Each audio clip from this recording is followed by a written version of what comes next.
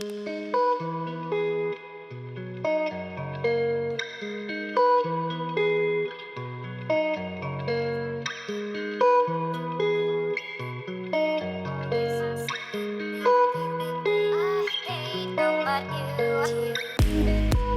surgically modified bodies to becoming a millionaire in a day business, do we even know what's real anymore?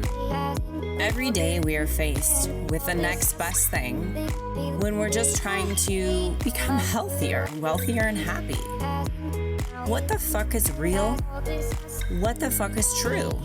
What the fuck are you supposed to believe about yourself and your success while trying to build something that actually lasts? Welcome to What the Fuck is Beauty Anyway, the podcast. I am your host, Jen Carrasco, founder of Raga Studio, a fitness champion, IFBB pro figure competitor, a skincare line creator, and a serial entrepreneur. Well, and I'm an overall business coach. After years of building businesses from the ground up, I am here to help you with society's standards and, well, to use your beauty within to build something that is truly you and truly impactful. So now let's dive in. What is going on, guys? I'm changing this up a little bit this week. So I know the last couple podcasts that I had really dove in deep on your business and social media and different things like that for leadership and entrepreneurship. But today I'm going to actually dive back into a little bit of skincare.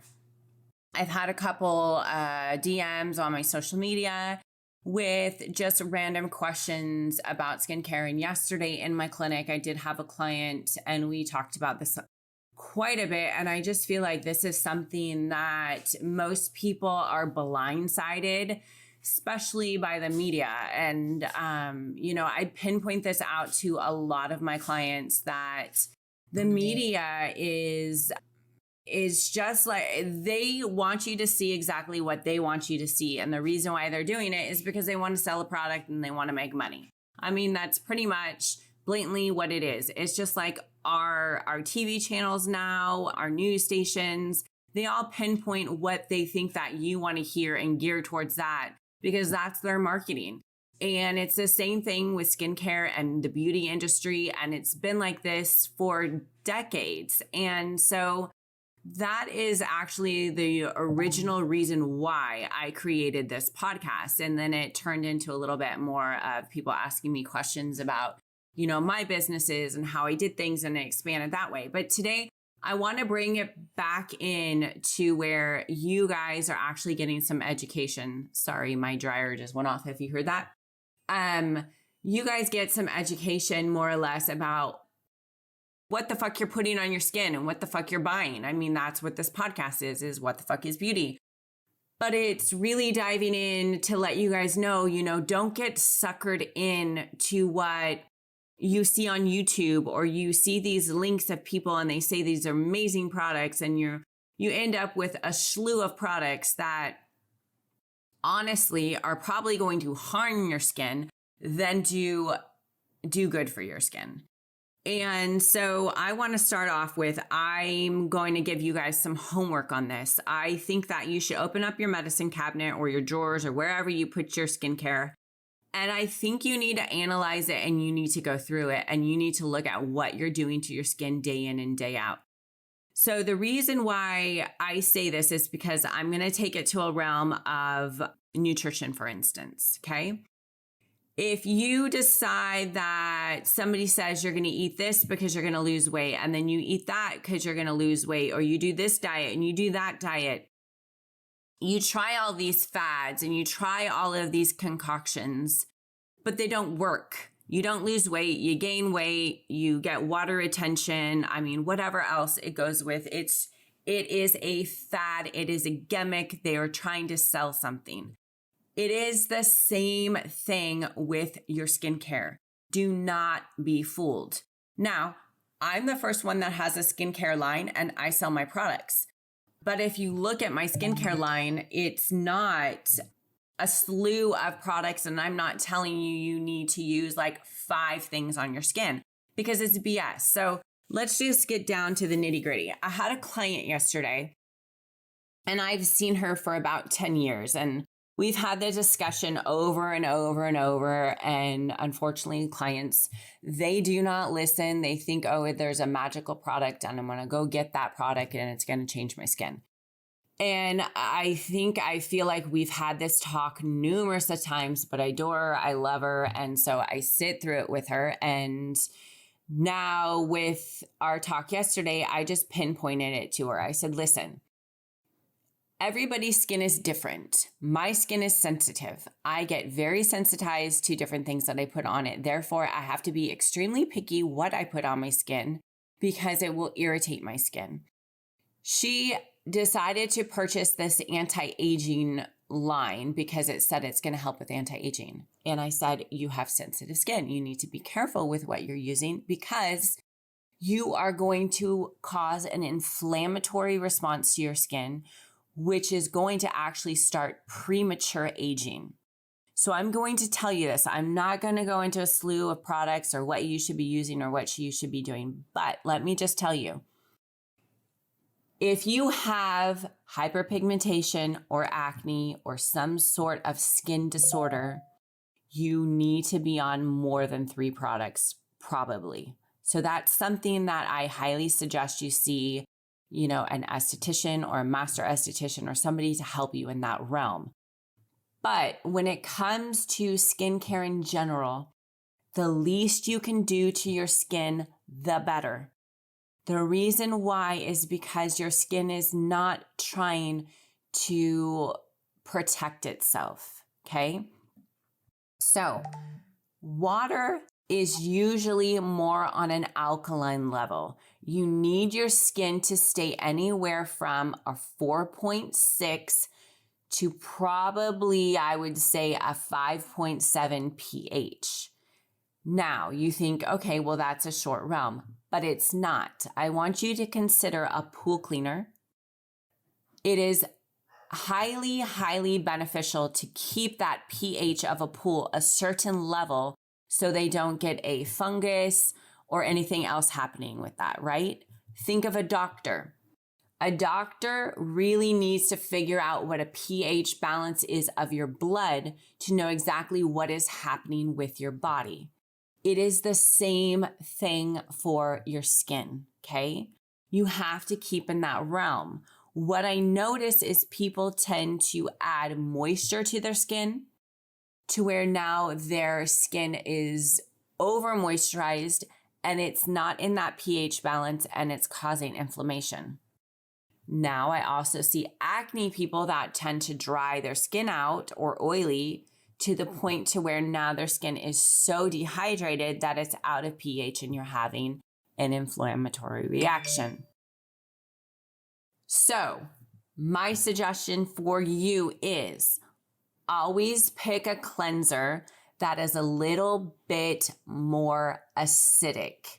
The reason why, acidic. You want something with more of like an enzyme, a slight alpha hydroxy or an exfoliation, because what that is going to do is it's going to get off that dead skin and that dead cells, but it's still going to keep you in the lower pH range, because what happens is when you clean your skin and you get out of the shower or wherever you're at when you're cleaning your skin, you should always use a balancer, which is so-called your AKA toner. Your balancer is going to balance your pH back to where it is. Now, I have 3 cleansers in my line, 3 for women and 3 for men. And they're basically an enzyme cleanser, all 3 of them. But then when you get out of washing your face or when you're done with it, I have you hydrate with a hydro balancer, which is a pH balancer. Now, this pH balancer will balance your skin 5.5 to 7.5. Now think, you're a little bit more alkaline when you clean. And then when you balance your skin out with the hydro balancer, it should balance your skin tone to anywhere between, I would say, a 4.5 to a 5.5. That is perfect. You don't want anything over that or anything under that. That is a perfect pH. Now, when we start getting into the realm of serums and things like that, that is a different focus and probably a different topic. But you want to make sure your serums are below a 5.5 pH. And majority of certain serums are, except for like vitamin C's, things like that. Now, all of my serums are 5.5 or lower. The reason why I do that is because your skin will absorb them better. They keep your skin exactly where they need to be. They don't give that extra moisture. So pretty much everything that revolves with your skin is because of your pH level. It's the same with your body. It's the same with your health. Everything revolves around a pH level. So don't get it misunderstood when you're going into Sephora or Nordstrom's or whatever else and you are getting sold a line of bullshit of 6 products that you need for your skin, because you do not need them. You need a basic cleanser, a basic balancer, and a serum. I don't even do a moisturizer. I think a moisturizer is a waste of your money unless you have super dry skin. A serum is all you need, and then a sunscreen. So in the morning, you should always just cleanse, balance with your toner, and put on a really good sunscreen, UVA, UVB. At nighttime, you cleanse, you balance, use your night serum. So either you do, like your retin-A's or you do any of that. Now, vitamin C's, I do highly recommend that you do that in your morning. And it's not something you have to do on a daily basis, because vitamin C's stay into your skin up to 72 hours, if I'm correct. It's 3 days, 72 hours. So you can put it on. I usually do it every other day, my vitamin C in the morning. And then I put my sunscreen on. And my makeup has my sunscreen in it too. But I really wanted to go over this because I get a lot of people that come in with acne, and the only reason why they have acne is because their skin's inflamed for what the fuck they're using on their skin. It's the reason that it's causing a lot of the inflammatory acne. And then the same thing for anti-aging and women that tend to get acne or sensitive skin as they get older. It all really comes down and boils down to the fact of what they're using on their skin. It's actually irritating their skin. So just food for thought for you guys today. This is something that I felt like I really need to kind of pinpoint back onto the beauty industry and relate to you, because I don't want you to get suckered. I don't want you to be that person that is using everything under the sun, and, we're here to help. So with that being said, I do online consultations for skincare. I do charge for it because it is, my time and my knowledge of 21 years in the beauty industry and skincare. I have a lot of tricks up my sleeve and I know a lot of things. But my girls that work for me that are trained by me, we do online consultations, and they are absolutely free. So if you want to book with one of them, they're highly educated. I train them, and they can help you and take over that. You can actually schedule your online consultation. It is vskincareline.com. It's V as in Victor, skincareline.com. And there is a registration for an online consultation. So you can always hit that and we can help you with that. But with that said, have a beautiful week, you guys. And please DM me anything else, because it was great that I got these messages, because I got to come on here and talk a little bit more about beauty because people had questions about it. And, I'm a book of knowledge when it comes to things. So please message me on what you would like to hear on the podcast, because I definitely love I love beauty. I love business. I love it all. So fitness. So DM me. But with that said, make it a fabulous fucking week, you guys. And I will talk to you next week.